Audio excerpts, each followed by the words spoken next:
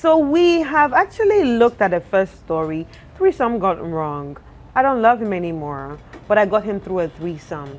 What should I do? And we talked about it. But we have another story. And remember, you can actually join the conversation via our WhatsApp number 0220 344 7033. 022 344 7033, or go on Twitter and use the hashtag sister system, and you can leave your comments out there. Okay, so we have a second letter here, and I am going to be reading it. Sisters, are you ready? Yep. Whew. Wow, it's actually very short. All right. It says, "Dear sisters, I got married last December. We didn't date for long before getting married.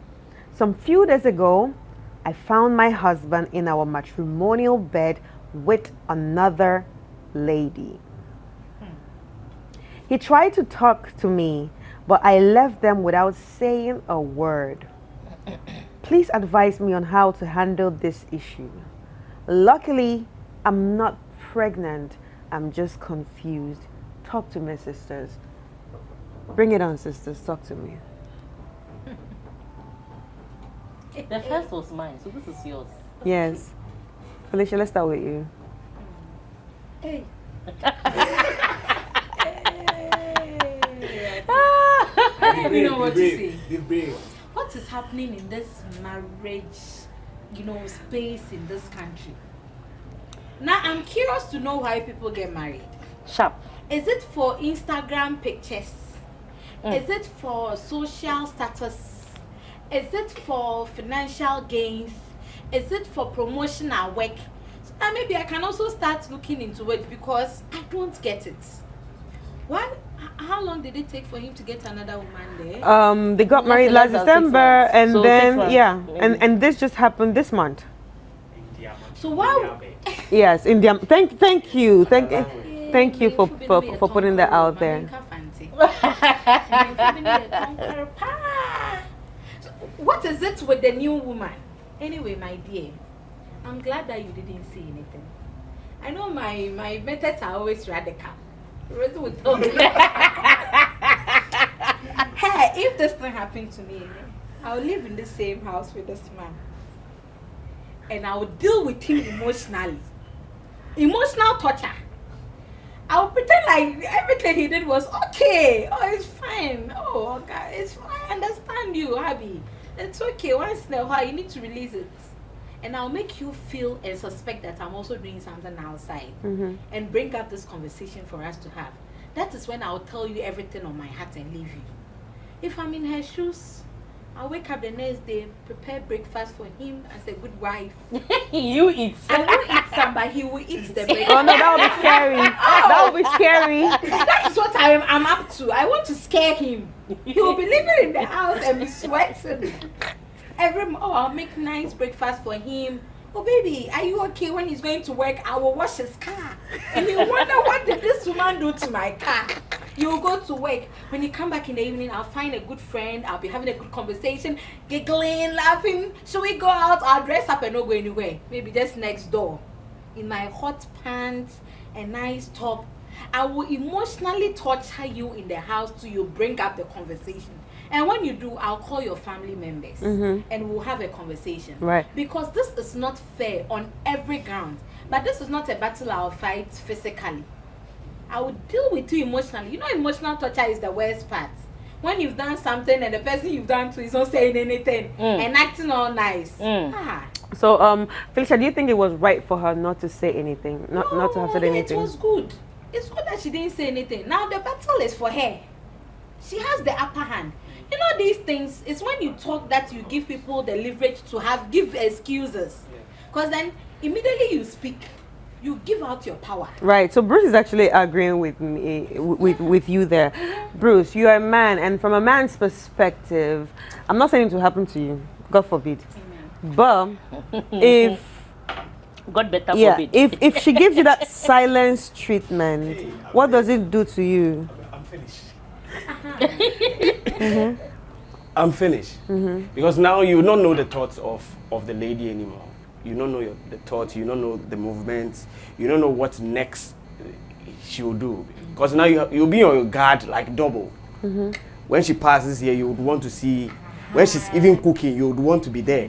Because you would have to be like double sure of whatever is going on. And if you don't eat, you know that she'll say that Yes. goes to the other woman. That's why You are not eating. So you have to. So eat now you can't give excuses for anything. You have to be in the house all the time around her. Yeah. Right. Okay, Rosie, let's come to you. How would you deal with this? Oh, the dealing, no. I think Felicia has Felicia has encompassed the dealing, but you see, I want to come into this space of why people get married, or what makes them decide that they want to get married, or how long they think they should know somebody before they want to get married. Sometimes we just look at the outward appearance. One, he's handsome or she's handsome. Oh, he's working, he has money. Oh yes, he can take care of, you know, me, my generations. I'm born 2-3 generations, and based on that, we just get up and then we sort of like make marriage decisions on paper. But we need to, of course, we can't know anybody fully before we get married, but there needs to be a certain sense of knowledge of this person. I think that this girl he was in bed with was probably his immediate ex. And his some immediate ex that he probably thought was not cut out for the wife role. Because he too, on paper, maybe this girl was probably too much of a clubbing type, so he didn't cut it out. Or this girl was a tiwi, like as in, she probably is not working, can't get a job, can't even keep a job, but he takes his emotional, you know, so he does everything. So it's like, I have a feeling that because in 6 months, because every standard person who gets married, at least within the first 2, 3, 4, 5 months, you are still bubbling in the whole euphoria of marriage. Yeah. He forgot he was married. Yeah, but for you to forget you're married, which is It's a a point, problem. This is not it. and no, what I'm saying, forget your marriage. As in, Charlie, the whole marriage thing was just a ceremony. So, like, you forget self, say, be married man. You are married when you're home. When you step out, you don't be married man. You understand? Because you see, there's this part of you newlyweds in the home. On your matrimonial bed, you didn't even attempt to go to town and hide it in town. You were comfortable doing it at home. And you know, so I'm just thinking that look, this person is somebody this guy is absolutely comfortable with. Somebody he knows that can come in, can do the deal, and you know, be silent about it. Or maybe someone who is disappointed about the fact that he went to marry somebody else and wanted to give some patinge emotion, patinge something for the girl. You understand? So I feel like the real reason why she got married beginning, that it wasn't properly diagnosed. And so she she's said, not married to the right person. And she said, remember she actually said that we didn't date for long. Yes, that's what I'm saying. They didn't date for long. They didn't give themselves. You see, and I've said this time and time again that big things do not break marriages. So it's the little things. So you need to know people. For instance, before you marry somebody, you should have seen the person get angry. You should have seen the person overly excited. You should see the person at an emotional low, where things are not going on well for them. You should see the person at an emotional high. You should see the person relate with his friends, with his family. You know, some of these things, they are very little. You should catch that vibe. And these are the vibes that make the marriage work. So issues will come. Yeah, he's cheating. Those are big issues. They will come. But underlining all those big issues, there are little things that help you deal with it. And that is the real person that you knew before you got married. Right. So I think that for me, basically, I think she didn't know the guy. And she added that thankfully, She's not pregnant. She's not pregnant. They don't have children. They've not been married for long. So that means she's also thinking about, okay, do I need to leave She this? was saying she should do emotional blackmail. Me, Rosina, you see, from where I come from, I don't have the time and the heart for emotional blackmail. I want to talk about issues, and sometimes that's also a downside because the most effective way is to actually be quiet. Yes. When you are quiet and he feels like, hey, he doesn't know your next step, like she said, it gives you the upper hand. But for somebody like me, time no day. Life is short. Right. I don't have a child that I'm going to be worrying about what the child is going to do, not going to do. So I think that basically, I would just exit the marriage. Once there's no child, there's proof of infidelity, because some men who don't have regard for the woman really, and for them they sleep with any Tom, Dick and Harry, for him he comes like, well, after all, you've seen it, this is me, take it or leave it. You think you're emotionally blackmailing him. He is comfortable. It means that you're okay with it. You're afraid of him. You can't even mention it. They'll keep going on and on. You don't know the kind of gentleman you are dealing with. So for me personally, Gentle? That's not a gentleman. sorry, you don't know the kind of man you are dealing with. So for me, for my personal sanity, if there are no children involved, we've not been married for a long time, there's really nothing to lose. I'll go take my kukunkaka or kapas. Right. I think I agree with both of you, but for me, the question now is, the main question is, why do you even get into a marriage if you're not sure of the kind of person that you... Exactly. Here's the thing that Especially on the men's side. Yeah. Because this is not the first time we're hearing about cheating. We're not saying women don't cheat, women also cheat, but the stories of men cheating are more. So the question is, why? So here's the thing. One thing I hear from married people with successful marriages is marriage is a decision you make. But I don't think a lot of newly married people realize that. Yeah. It doesn't come easy.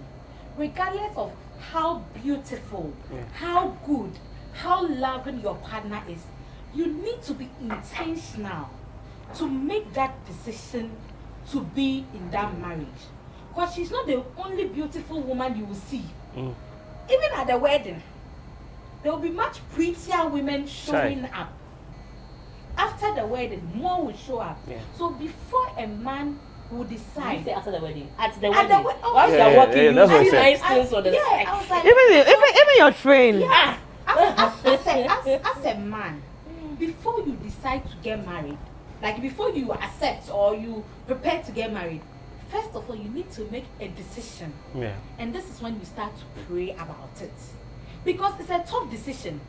I know couples that go through things that sometimes I wonder, why are you still with this woman? Especially our aunties and uncles and fathers and mothers. You see certain things straight from like their partners and you're like, this one there, me, if it was me, I'm gone. But when you speak to them, some of the wisdom they pass on is, I made a decision to marry this woman. So for better, for worse, I need to stay here. And I think that is one spice that young adults of our age, Not just are women, missing. yeah, Not just everybody. women. So this The Gen woman, that Zs. is why I was saying that, as if it was me, I won't run out of the relationship. Because even though you dated for a short while, you decided to marry this guy. And I pick a bit from what Rosie said. It shouldn't just be, oh, I'm married because he will do this for me. Whenever I think of marriage, I'm not married, but ask myself, I want to get married because I'm ready to be married. That means for better, for worse, for me. It might not go as easy. It might not be easy for me. I don't know what to expect, right? But I should be ready for the worst. This comes with sickness. I know people who got married 2-3 years down the line. Yeah. Their partner is very sick. And now what do? Do they leave? Yeah. So if you've not made the decision to be married, And some you'll be leave. Yes. Yeah. That means they've not decided to marry. And marry is a long term. Imagine having a sister or a sibling who is sick. But I wanted to say something. So we don't choose family, but with marriages we choose people who become Family. Yeah. and we have to live with them like our blood relation. So I think one thing we all need to start thinking about carefully is we need to decide, and this is a deep word, we need to decide and accept to be married so that we can be able to deal with marital problems. Dealing includes leaving, divorcing, deciding to stay, and deciding to find solutions to your problem. So my decision is just not to say that when they are beating or killing you, You stay stay. because you Yeah. decided. But you should be ready for everything. Right. So Right. Rosie, I think that is where I'll end my submission and My throat for you has to been come itching in. for long. You see, the very problem is that from the word go, I'm talking about 60, 70 years ago, the way women were brought up, the way men were brought up, sometimes you may think that it's a bit, against women and all that, but men and women were conscientized. For instance, if you're a woman, you know that if you make a mistake and you get pregnant, you know you are marrying the person. Yeah. A man, if you touch a woman and it comes public that you have touched this woman, that woman Now your becomes own. your wife. Now, they teach men how to struggle, how to be responsible for their woman. In the back in the days, it wasn't about love. It was about responsibility. Responsibility and providing Now, and all of we that. have moved from a stage where westernization and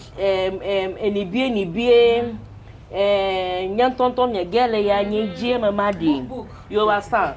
Book and everything. So we've moved to that stage where now we are fishing. So we got to a stage where I like that word, fishing. Yeah. Now we got Everybody's to a stage fishing. where Women are fishing. Men are fishing. so now the thing is that when families used to look for, they go and dig in, look for ideal people and piece you together, and that family support was there to control how your marriage moves. No? And even real love. Yeah, and naturally it grows, because the whole exercise, the experience and everything. Now you move to a stage where now the men are now realizing that they are men.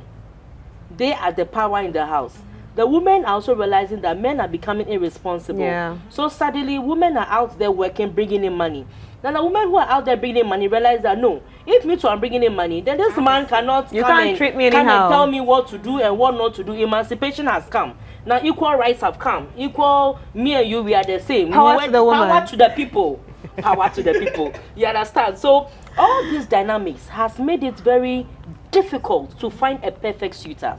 So you have a situation where the man has made the decision. Without the decision, he won't marry you. Okay. The man has made the decision. But the question is that the tenacity to stay there in spite of, that rope is very thin. Very, very thin. So back then, you have a man who probably doesn't like the wife, but will never divorce the wife, and will make sure he caters for the wife, will make sure children are fed, children are catered for. What has to be done will be done. But in these days, because that family upbringing is not so enshrined, and unfortunately, once women started working, men are also working, it's nannies who are taking care of our children. Well, yeah. Who are bringing their children up. So with time, culture is also. yes, so with time, it's like the men in their mind. So we have men now who want to be men of yesterday with all the power and authority, Right. but they don't have that The capacity and resilience to be the man, to be the man of yesterday, in the marriage yeah. and be the man of the house. And we have women too who don't want to be women of yesterday, domesticated in the kitchen, who want to be power to the people, doing powerful things, doing changing the world, but at the same time they do it at the neglect of what they have to do. So that is the problem. Wow, the conversation is share getting your heated, final but thoughts with it's time me for us before I to take a actually quick share break. on And this when we particular story? come back, I will be sharing my I final think thoughts, that, all right? We'll be back.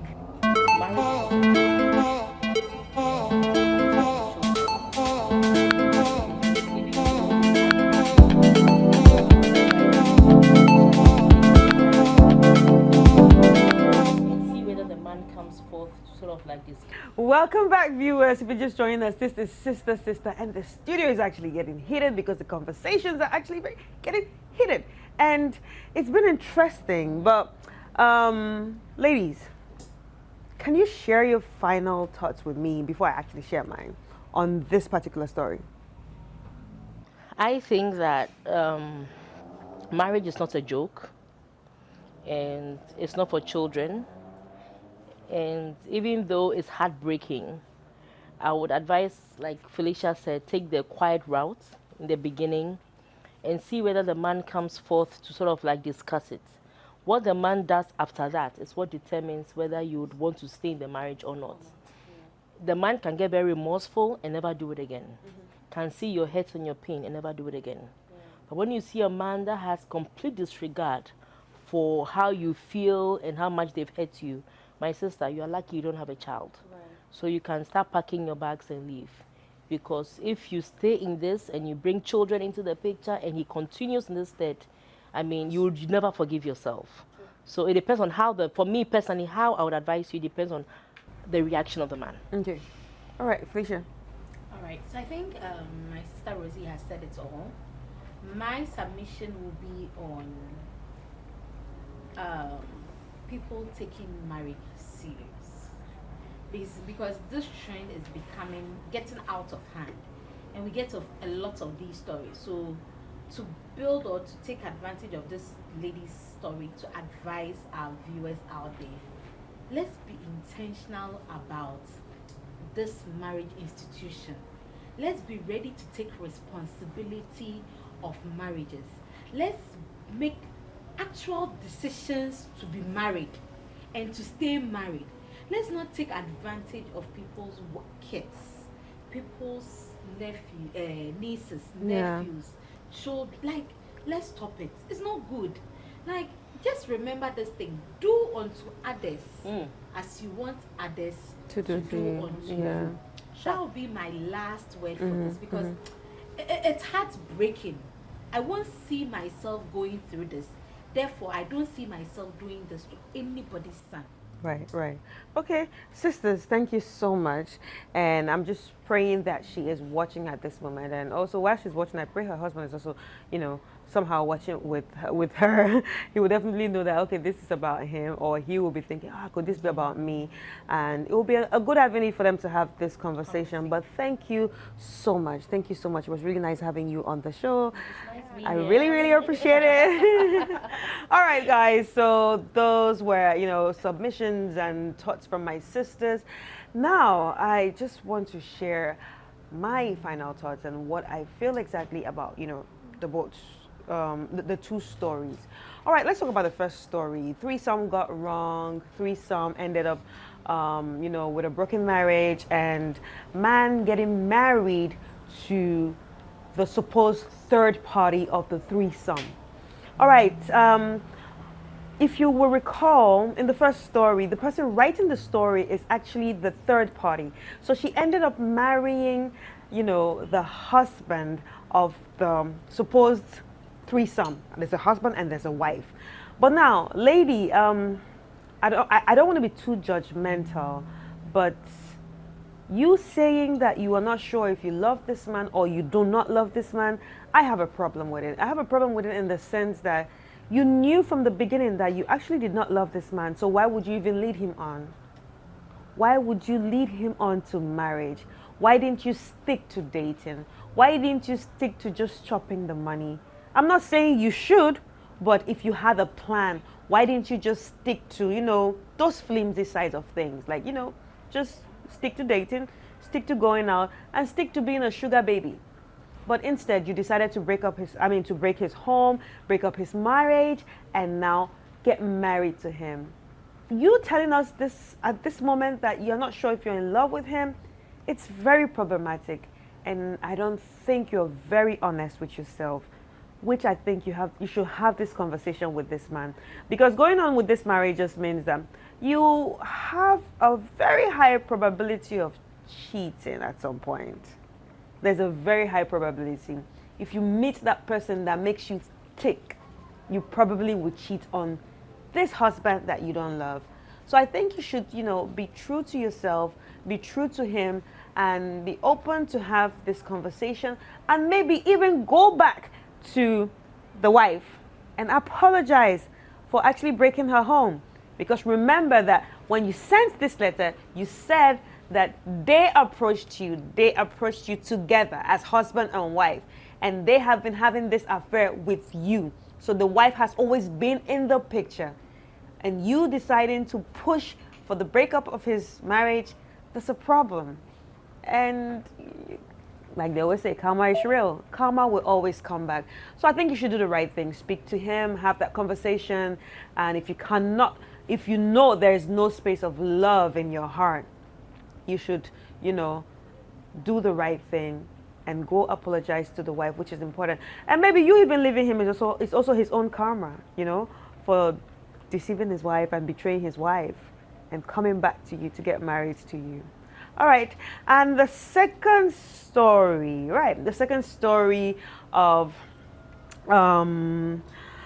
lady getting married in December, and in less than 6 months, husband is caught in bed with another woman. This is not the first time we're hearing this kind of story, but I think you should have a conversation with your husband. I'm going to agree with what the sisters said. I think you should have a conversation. In fact, yes, the sisters have already said all that. Have a conversation with your husband, and what comes out of it is what should lead you into making the next decision. If he's remorseful, you would know. You would know from his actions. But if he's making excuses and trying to hide or trying to gaslight you, gaslighting you could come up.